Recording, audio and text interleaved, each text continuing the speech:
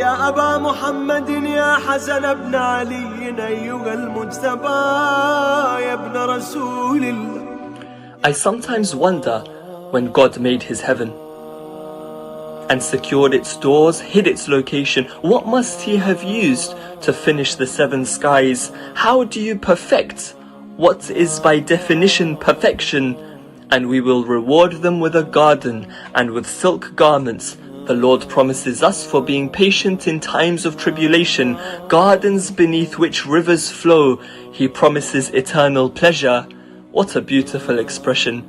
But there must be more to it, for even earth has land and water.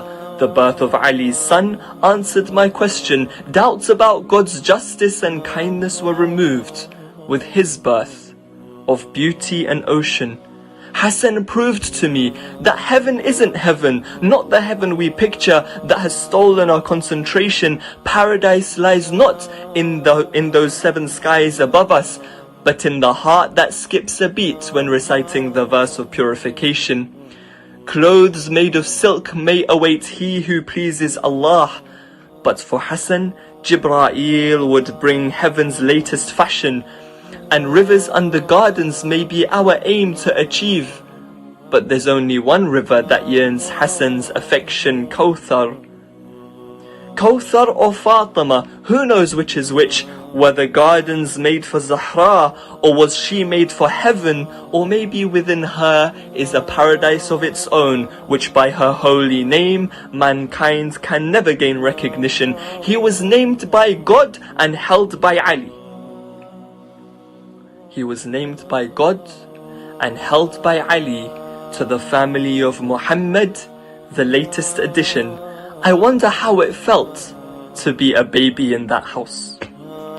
I wonder how it felt to be a baby in that house, growing up to carry forward his grandfather's religion. Mubahala was to come, where Hassan would be one light. Mubahala was to come, where Hassan would be one light, and surround him would four others. What a glorious vision. His hand would be held in the hand of Muhammad, just like Ali's hand would be raised without objection. The followers of Jesus would see Hassan as a child, and they'd be left with no choice but submission. His face shines so bright, it could move from its place. They'd say, his face shines so bright, it could move from its place, or crumble into dust, the tallest mountain. They'd surrender to Hassan just looking at his face. They'd surrender to Hassan just looking at his face, in the knowledge that if Jesus himself was present, he too would kiss the hands of this young boy. Such was the magnificence of Hassan's expression, this son of our masters and a master himself.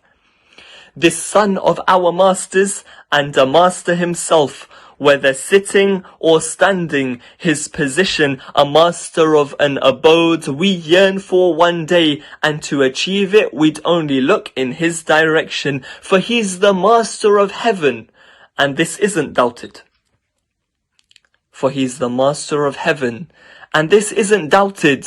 He may even be among those who open its very doors, for his door was always open to the needy of Medina, and so on the day of need, God will elevate his station, the Kareem of Ahlul Bayt, the jewel atop this family's crown, a family who with charity they'd have a competition. Calling them generous is unfair. Calling them generous is unfair. It implies wealth and prestige, whilst this family would give away the smallest of provisions. So when I sometimes wonder, when God made his heaven and secured its doors, hid its location, so sometimes I wonder, when God made his heaven, secured its doors and hid its location, perhaps he also made Hassan, for he's a merciful Lord, and getting to paradise wouldn't be possible without Hassan's direction. Getting to paradise would not be possible without Hassan's direction. Allahumma salli ala Muhammad wa ali Muhammad.